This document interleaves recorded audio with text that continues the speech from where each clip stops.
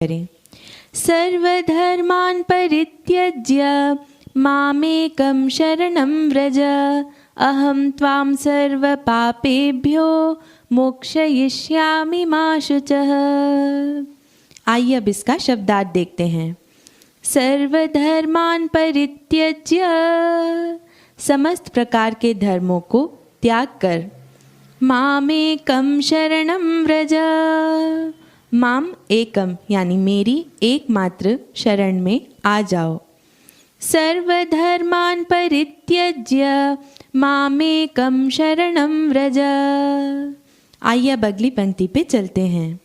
अहं त्वां सर्व पापेभ्यो, मैं तुम्हें सर्व पापेभ्यः यानी समस्त पापों से, मोक्षयिष्यामि मा शुचः, मुक्त कर दूंगा, मत करो शोक।